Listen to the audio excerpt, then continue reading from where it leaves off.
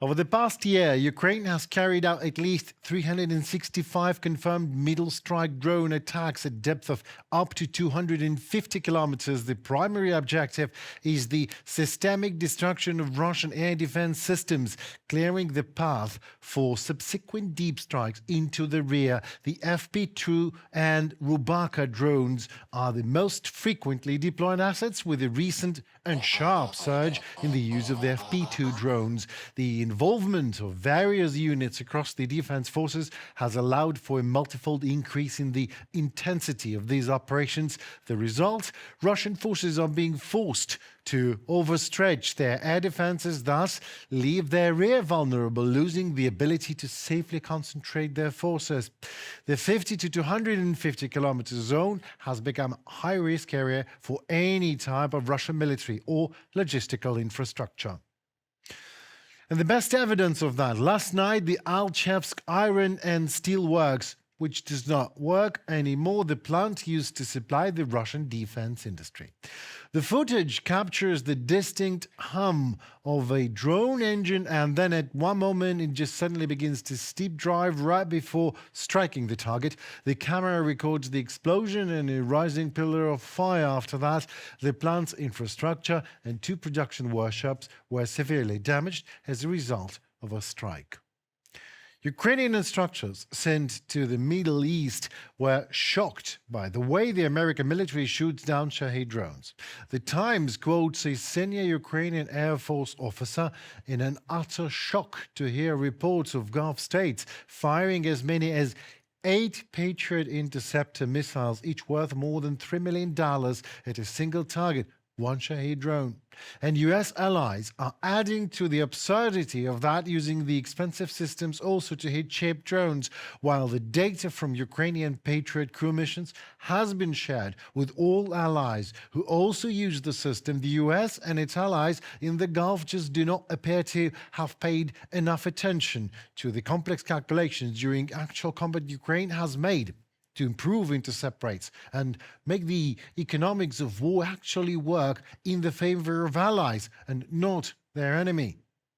I don't understand what they had been doing, what they have been looking at for the 4 years we've been fighting. Often they, the US and its allies, were firing thoughtlessly. For example, they used SM-6 missiles. From a ship, a very good anti-missile missile. This missile costs about $6 million, and they used it to shoot down a Shahed costing $70,000. The Times quoting senior Ukrainian Air Force officer. As Donald Trump has rejected Ukraine's offer to help and called Zelenskyy, I quote, the last person he'd ask for help from. Still, the United States just recently sent Ukraine new requests regarding military experts in another 2 areas of the Gulf region. Well, I guess fancied talking about and actually walking through the war adjusts the plans accordingly. Our teams are already working with 5 countries on countering Shahed drones. We have provided expert assessments and are helping build a defense system. Additional requests have been received from other states. There are also requests from the U.S. side regarding expert support for their military personnel in 2 areas of the region. We are also reviewing requests from European partners whose forces are based in the region. Volodymyr Zelenskyy, President of Ukraine, on Telegram.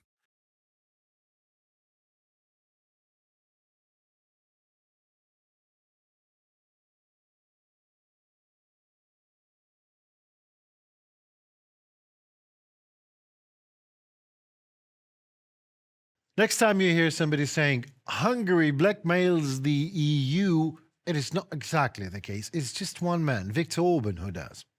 And he has been doing it so for a long time. As Politico writes about it, for much of the past decade, Hungary's Viktor Orban has succeeded in bending the EU's agenda to his will by forcing leaders to overcome his constant vetoes in one high-level gathering after another. And he's ready to do so again, possibly for the last time, as he faces a tough battle for re-election against rival Peter Magyar next month already. By threatening to block at a gathering of EU leaders in Brussels a 90 billion euros loan for Ukraine that Orban himself have approved in December, Viktor Orban has just has crossed a red line when it comes to opposing Brussels, while the bloc has so far shied away from a major confrontation with Viktor Orban. It hasn't yet stripped Budapest of voting rights, for example, but this cautious calculus may well change after the election. I had the impression that my colleagues, who have been members of this European Council for much longer than I have, are deeply angered by what happened today. It is an act of gross disloyalty within the European Union, the likes of which, according to those who have been here longer than I have, has not occurred in this form before. And I am firmly convinced that this will leave a deep mark. So the crux of it is the European Union will still provide Ukraine with a 90 billion loan package for 2026 and 28, as it considers it a global European security priority and urgent need. It is happening with Orban in place, or most likely without. Let me turn to the 90 billion euro support loan for Ukraine.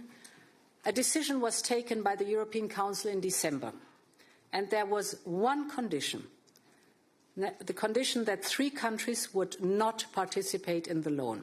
That condition has been fulfilled. So let us be clear about where we stand. The loan remains blocked because one leader is not honoring his word. But let me reiterate what I already said in Kyiv. We will deliver one way or the other.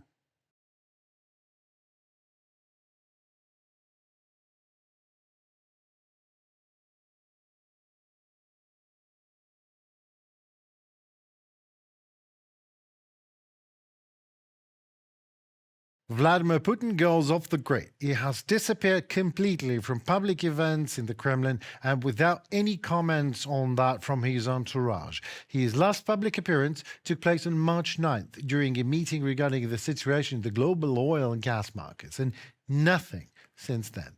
This is one of the longest gaps in the Russian dictator's schedule since the beginning of the year. What adds drama to it, Putin's disappearance occurs right after the elimination of Ali Khamenei. Experts indicate that CIA and Mossad allegedly tracked the Iranian leader using just street surveillance cameras, a technology that is even more prevalent in Moscow than in Tehran. So Putin might be just afraid for his own life, and not without a reason. More in our story for you. Putin prefers not to appear in the Kremlin, reports Agentstvo. His last public event was on March 9th. After that, only video conferences and meetings that could have been recorded in advance. On Wednesday, the Russian dictator held an online meeting with the government, according to official information, from the residence in Novo Ogaryovo, and judging by the video, from an office of which exact copies exist in Sochi and Valdai. Analysts link such isolation to Putin's fears following the liquidation of Iran's military-political leadership. In the Kremlin, they believe rumors that Ali Khamenei was allegedly tracked via street surveillance cameras, and there are plenty of those in the center of Moscow. By the way, they also connect this to the internet shutdown in the Russian capital. In the Kremlin sits Vladimir Putin, who on the one hand is concerned with the development of artificial intelligence, viewing it practically as a weapon, and on the other hand still receives all data in folders. For him and his peers, the internet is still a malicious channel of information influence invented by the CIA, which can easily be blocked, roughly the same way as in their youth they jammed German waves in the USSR. Ivan Preobrazhensky, expert on Central and Eastern Europe, in a column for Deutsche Welle. There are no signs that the aggressor country is striving to end the war against Ukraine. Moscow does not stop terrorist shelling of Ukrainian cities and disrupts any diplomatic attempts at settlement. Prolonging the war is a deliberate strategy of the Kremlin, designed to exhaust Ukraine and fatigue the West, experts conclude. For them, the concept of war against Ukraine is fundamental. It is what prevents the Russian Federation itself from falling apart. They cannot exit it. For them, the war is their subjectivity. They exist inside this war. They realize all their complexes, fears, and so on. They hate us, and they came here simply to kill. There are no reasons for war here. We had neither territorial disputes nor any ideological disputes with them. It was an artificially created propagandistic dummy. The Ministry of Foreign Affairs of Ukraine emphasizes that real progress in diplomacy is possible only at the level of leaders. However, Moscow avoids such talks, especially since the Kremlin is rushing to extract maximum benefits from the escalation in the Middle East. The energy crisis caused by Iran's decision to block the Strait of Hormuz has led to a sharp spike in oil prices. The United States lifted sanctions on the export of Russian oil and oil products loaded onto tankers until April 11th. The U.S. Treasury Department called this measure temporary, and President Trump, in an interview with NBC News, promised that sanctions on Russian oil will be restored, quote, as soon as the crisis ends. Meanwhile, Moscow is trying to take advantage of the suddenly opened window of opportunity. Whether this will help cover the federal budget deficit is an open question. For January to February of this year, a deficit of $3.2 trillion has already been reached. That is, in reality, these $10 billion is roughly less than a trillion. Consider it 700 billion rubles and so on. These figures definitely cannot fully cover the deficit that actually exists today and which Russians are planning to cover by increasing taxes and putting quite serious pressure on civilian business. Russia is trying to create an illusion of collapse of Ukrainian defense on the front to force the West to pressure Kyiv into concessions, analysts from the Institute for the Study of War believe. The plans of Russian military command and the actions of the aggressor country's army on the front indicate that the Kremlin is pinning hopes on a spring-summer offensive. We see that they are pulling reserves, reformatting offensive groupings along the line of contact. We see concentration of armed forces. We see defense orders, increased production of missiles and ammunition. We see hidden mobilization, that is, Russia, through its administrative actions at the level of economic and military political decisions, is effectively signaling its unwillingness to stop the war. Increasing military production, hidden mobilization, systematic internet blocking, and terrorist strikes on Ukraine, all this confirms that in the Kremlin, they are betting not on peace, but on continuing the war. Ukraine has long been ready for peace talks, while Russia systematically undermines all peace efforts, stated German Chancellor Friedrich Merz.